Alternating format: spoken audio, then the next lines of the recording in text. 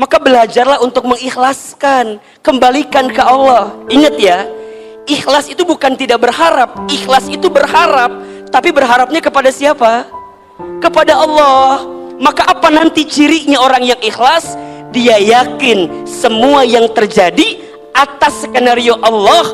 Dan kalaupun Allah mengizinkan orang itu pergi dari hati kita, karena Allah tahu orang itu bukan yang terbaik untuk kita. Allah tahu kamu itu bisa menemukan yang lebih baik daripada dia yang pergi meninggalkanmu.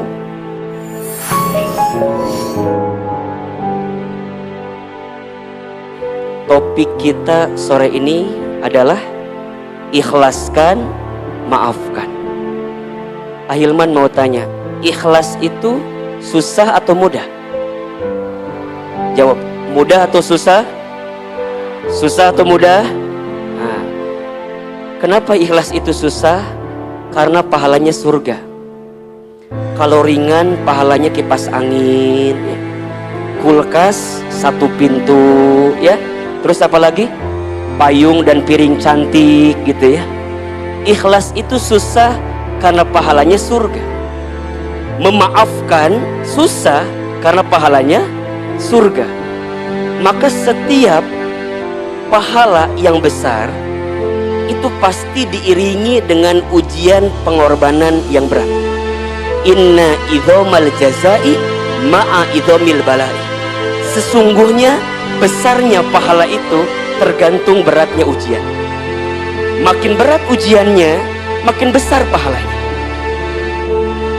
Kemudian kata Nabi SAW, Innallaha idza ahabba qauman ibtalahum. Sesungguhnya Allah, apabila Allah sedang mencintai seorang hamba, apabila Allah sedang mencintai suatu kaum, ibtalahum, maka Allah akan menguji kaum tersebut. Allah akan menguji hamba tersebut. Kenapa? Karena Allah mencintai hamba tersebut. Maka sesuatu yang harus menghadirkan keikhlasan, besar ujiannya, besar pengorbanannya, karena boleh jadi di dalamnya Allah siapkan pahala besar bagi kita karena sesuatu yang menyakiti kita. Maka ini quotes yang pertama dari Ahilman, ya. Gak mau kalah sama Abah Muhajir gitu ya. Gini, pertama, cara kita memandang satu persoalan, ya, cara kita memandang satu masalah. Kalau kita melihat suatu masalah itu sebagai ujian yang berat, maka kita akan capek menerima itu. Tapi kalau kita melihat masalah itu atau ujian itu sebagai bentuk pesan cinta Allah kepada kita, maka kita akan ringan menerimanya. Maka teman-teman belajar, kalau dapat masalah, dapat ujian, maka masalah ujian itu adalah pesan cintanya Allah, berkah yang tersirat, pesan cinta yang tersurat, yang Allah berikan kepada kita karena Allah merindukan kita. Itu poinnya. Ini kan Ahilman dari wajahnya hampir sama semua, ya. Wajah-wajah banyak masalah kelihatannya, atau wajah-wajah yang sedang diuji. Ahilman ingin berikan kabar kepada teman-teman, kalau teman-teman sedang diuji, bergembiralah, karena teman-teman sedang dirindukan oleh Allah Subhanahu wa Ta'ala. Jadi di antara ciri dan cara Allah merindukan seorang hamba, dengan cara apa? Allah hadirkan ujian kepada hamba tersebut, agar hamba tersebut ketika mendapatkan ujian itu, dia jadi ingat ke Allah Subhanahu wa Ta'ala. Teman-teman nanti buka surat Al-Baqarah ayat 155 156. Abah sudah buka, saya langsung ngintip barusan di situ. Apa kata Allah? وَلَنَبْلُوَنَّكُمْ بِشَيْءٍ مِّنَ الْخَوْفِ وَالْجُوعِ وَنَقْصٍ مِّنَ الْأَمْوَالِ وَالْأَنفُسِ وَالثَّمَرَاتِ وَبَشِّرِ الصَّابِرِينَ. Dan pasti kata Allah, kami akan menguji kamu sekalian bisyai'in, dengan sesuatu yang sedikit saja, dengan sesuatu yang kecil saja. Ini yang jarang kita kupas sebenarnya, ya. Teman-teman, kita ini suka ngerasa begini, kalau lagi dapat masalah, seakan masalah-masalah itu berat, ya. Padahal sebenarnya dalam pandangan Allah, masalah itu kecil. Ini rumus. Jadi kalau teman-teman dikasih masalah, ingat masalah kita kecil, tapi nikmat yang Allah berikan besar. Jangan kebalik. Kita mah kadang-kadang sok pinter ngitung masalah dibanding ngitung nikmat. Betul nggak? Kalau dikasih nikmat kadang-kadang kita ngerasa seetik, dikasih masalah asapang loba masalah nak. Lihat wajah saya. Kumaha kuleuh. Da loba masalah teh ya meureunnan. Emang kumaha gitu? Kadang-kadang masalah tuh nggak seberapa, tapi kita yang seringkali merasa paling besar masalahnya. Maka tolong teman-teman ya, catat baik-baik. Ya Allah, masalahku berat, iya, tapi aku tenang karena aku punya Allah yang maha besar. Catat status yang kedua itu. Ya Allah, aku punya masalah yang berat, tapi aku tenang karena aku punya masalah yang punya Allah yang maha besar. Jadi masalah itu kecil sebenarnya. Makanya dilanjutkan apa di antara persoalannya? Satu, minal khauf, manusia diuji dengan ketakutan, wal ju'i, dan kelaparan, wa naqsi minal amwal, dan kekurangan harta. Ya, teman-teman kalau udah ngurusin harta pasti kurang terus, betul nggak?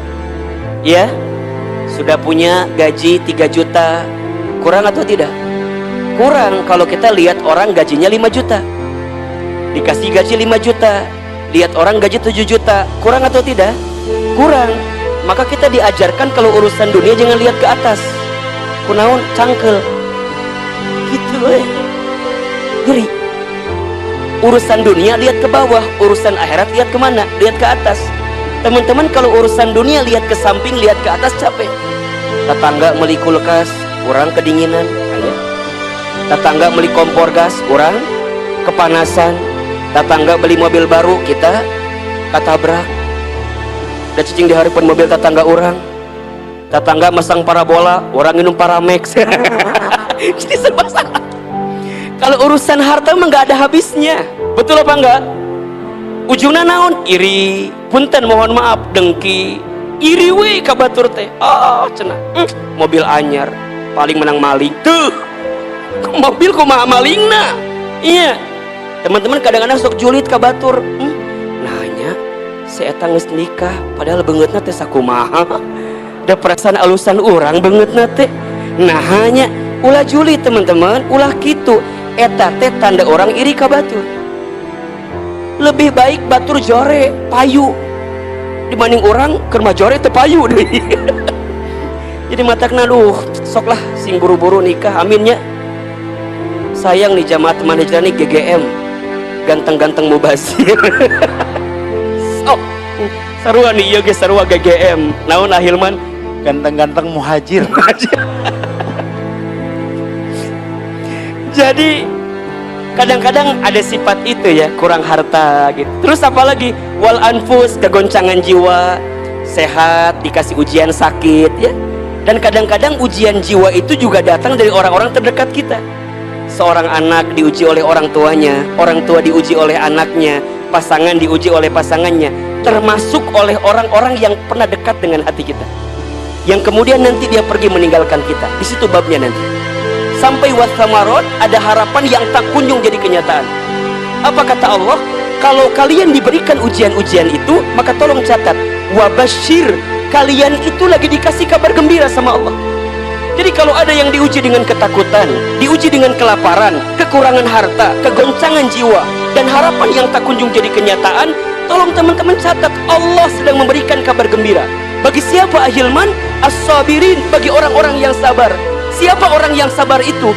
Alladzina idza asabathum musibah qalu inna lillahi wa inna ilaihi rajiun. Orang yang sabar itu, yang ketika ditimpa musibah, dia hanya mengatakan, semua datang dari Allah dan akan kembali kepada Allah. Semua milik Allah dan akan kembali kepada Allah. Itulah ikhlas. Jadi ikhlas itu apa Ahilman? Ikhlas itu saat kita berharap bersandar kepada Allah dalam setiap urusan kita. Maka kalau sekarang teman-teman belum ikhlas, apa jawabannya? Coba Ahilman tanya. Kalau kita belum ikhlas, berarti apa jawabannya? Kita masih berharap kepada siapa? Kepada manusia. Berarti kita masih belum berharap kepada Allah seutuhnya. Kita masih berharap kepada manusia. Teman-teman, ada orang yang pernah dekat dengan diri kita. pernah ada di hati kita, kemudian dia pergi meninggalkan kita, sakit atau tidak? Di mana sakitnya? Di dia dah. Sakit Ahilman. Kita berharap banyak, berharap besar sama dia, tapi kemudian dia nggak sesuai ekspektasi kita. Bukan salah dia yang pergi meninggalkan kita, salahnya kita terlalu berharap kepada dia. Catat status hari Rabu itu. Jangan menyalahkan orang yang pergi meninggalkan kita, jangan. Tapi salahkan kita yang terlalu berharap kepada orang itu, sehingga ketika dia pergi meninggalkan kita, jadi sakit hati kita karena terlalu berharap kepada manusia yang tak pantas jadikan harapan. Seringkali Ahilman sampaikan, berharap kepada manusia itu adalah patah hati yang disengaja. Makin berharap, makin siap patah hati dalam hidup ini. Maka belajarlah untuk mengikhlaskan, kembalikan ke Allah. Ingat ya, ikhlas itu bukan tidak berharap, ikhlas itu berharap, tapi berharapnya kepada siapa? Kepada Allah. Maka apa nanti cirinya orang yang ikhlas? Dia yakin semua yang terjadi atas skenario Allah, dan kalaupun Allah mengizinkan orang itu pergi dari hati kita, karena Allah tahu orang itu bukan yang terbaik untuk kita. Allah tahu kamu itu bisa menemukan yang lebih baik daripada dia yang pergi meninggalkanmu. Pertanyaannya, saha Ahilman? Teuing. Ahilman kita apa?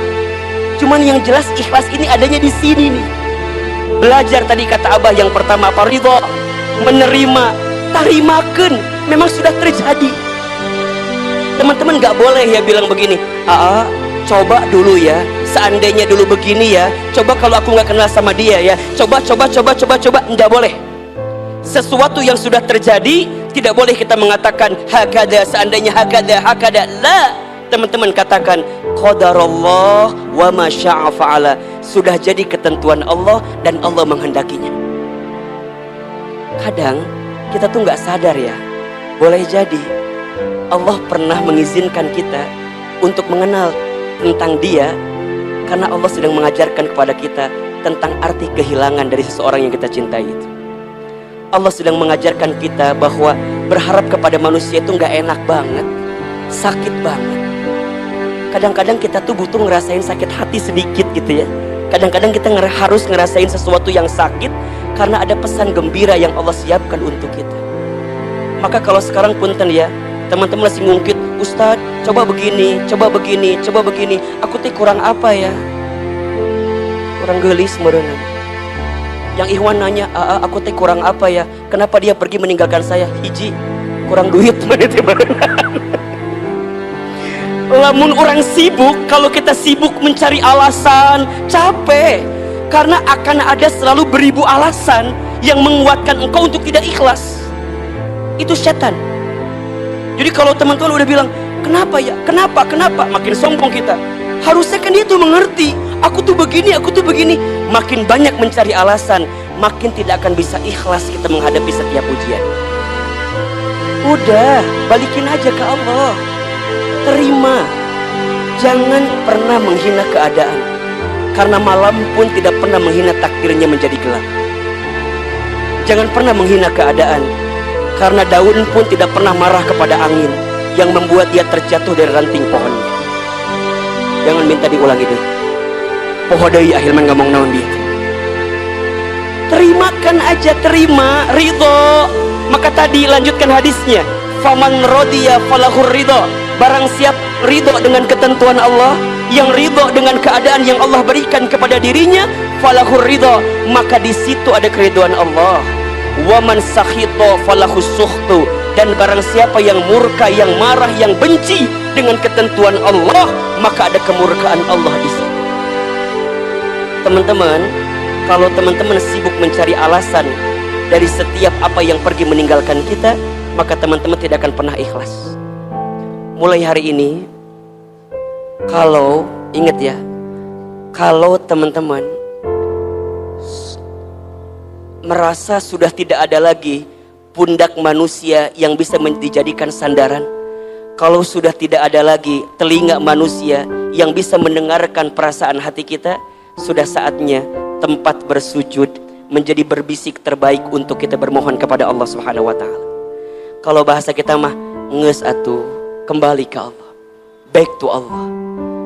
Boleh jadi selama ini hidup kita terlalu berharap kepada makhluk, kepada manusia, sehingga kita dibuat sakit hati dengan keadaan itu. Ikhlas melepaskan, ridho menerima. Maka nanti ada dua istilah ya, ada ridho, ada ikhlas. Apa bedanya? Ridho itu saat menerima, ikhlas itu saat apa? Saat melepas. Makanya ada lagu kan? Apa lagunya? Melepas dengan ikhlas. Lagu saya teteh Lesti Apal. Jadi gini. Oke, kalau teman-teman dapat sesuatu yang menyakitkan, apa sikapnya? Ridho, terima. Kemudian teman-teman berusaha untuk tegar, apa sikapnya? Ikhlas. Terima keadaannya, ikhlas melepaskan keadaan itu. Ngelepasinnya kemana? Ngelepasinnya ke Allah Subhanahu wa ta'ala. Ya Allah, ternyata orang yang pernah aku berharap kepadanya, kemudian dia pergi meninggalkanku. Ya Allah, aku terima keadaan ini, dan aku berharap kepadamu ya Allah, berikan pengganti yang lebih baik dari sakit hati yang pernah aku rasakan. Maka apa yang kedua? Maafkan. Maafkan itu kan saat orang menyakiti hati kita, betul apa enggak? Teman-teman berbuat baik sama orang, kan normalnya pengennya orang tuh berbuat baik lagi sama kita, betul apa enggak? Kan orang yang sakit hati tuh begitu tuh. Orang kita udah berbuat baik, tapi orang nggak berbuat baik sama kita, jadinya apa? Sakit hati, kan gitu ya. Ahilman yakin teman-teman yang belum bisa ikhlas, kira-kira di antara sebabnya karena itu. Aku teh udah berkorban untuk dia, aku teh udah ngasih banyak untuk dia, tapi kemudian dia pergi mencampakkan aku. Kan itu bahasanya gitu. Aku udah ngasih sekian, aku memberi sekian, berkorban sekian. Kan harusnya dia tuh balas lagi lebih baik dong ke aku. Harusnya dia tuh peka dong ke aku. Kan itu pengennya kita, betul apa enggak? Tiba-tiba orang yang sudah kita berkorban, kemudian dia pergi ninggalin kita, kita sakit. Kenapa? Karena kita berharap kebaikan dari dia. Betul apa enggak? Maka disitulah Allah sedang siapkan pahala untuk kita. Pahalanya apa? Pahala memaafkan. Teman-teman sayang, kalau semua orang berbuat baik kepada kita, semua sama, bagaimana mungkin kita bisa mendapatkan pahala memaafkan? Justru Allah itu boleh jadi menakdirkan ada orang-orang yang menyakiti kita, ada orang yang menzalimi kita, ada orang yang mengkhianati kita, ada orang yang menggores luka di perasaan kita, sengaja. Agar apa? Agar kemudian Allah titipkan pahala kepada kita. Pahala apa? Pahala memaafkan. Jadi nggak apa-apa kalau ada orang yang menyakiti kita, nggak apa-apa kalau ada orang yang melukai perasaan kita, karena Allah sedang menyiapkan pahala untuk kita. Apa pahalanya? Pahala memaafkan. Dan teman-teman tahu, ada 3 amalan yang akan membuat seorang hamba dibangunkan istana di surga. Apa di antara amalannya? Yang pertama, falyafu amman dolamaka, maafkanlah orang yang pernah menyakitimu. Yang kedua, waliyu'ti man haramaka, memberilah kepada orang yang tidak memberi kepadamu, memberilah kepada orang yang tidak baik kepadamu. Dan yang ketiga, waliyasil man qata'aka, sambungkanlah silaturahmi dengan orang yang pernah memutuskannya dengan diri. Maafkan orang yang pernah menyakitimu, memberilah kepada orang yang tidak berbuat baik kepadamu, dan sambungkan silaturahmi dengan orang yang pernah memutuskannya dengan dirimu. Allah tidak meminta kita untuk melupakan, tapi Allah meminta kita untuk memaafkan. Ahilman, aku sulit melupakan dia. Memang susah. Makin berusaha melupakan, makin gak bisa.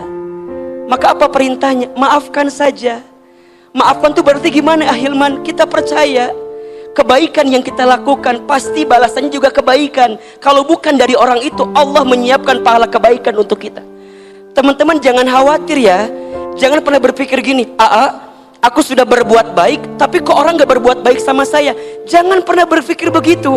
Karena dalam pandangan Allah, setiap kebaikan pasti balasannya kebaikan. Hal jazaul ihsan illal ihsan. Tidak ada satu kebaikan pun kecuali balasannya adalah kebaikan. Famay ya'mal mithqala dzarratin khairan yarah wa may ya'mal mithqala dzarratin syarran yarah. Barang siapa yang berbuat kebaikan walaupun sebesar biji dzarrah, Allah pasti membalas kebaikan itu. Dan barang siapa yang berbuat keburukan, disembunyikan, dirahasiakan, ditutupi, walaupun sebesar biji zarrah, Allah pasti membalas setiap keburukan itu. Teman-teman sayang, kalau kita udah berbuat baik sama seseorang, tapi kemudian dia tidak membalas kebaikan kita, jangan pernah putus asa, karena Allah sedang menyiapkan pahala yang lebih baik untuk kita. Apa syaratnya? Maafkan kesalahan. Ustadz, tapi enak di dia, kata siapa? Teman-teman, jangan mengira orang yang berbuat buruk sama kita nggak dapat balasannya. Mereka dapat balasannya, tapi bukan kita yang membalas. Biarkan Allah yang membalas. Kalau orang berbuat buruk sama kita, kemudian kita berbuat buruk lagi sama orang, bedanya kita sama dia apa? Betul apa enggak? Ustadz, dia selingkuh. Emangnya aku nggak bisa? Aku juga bisa. Punten, misalnya nanti teman-teman berumah tangga ya.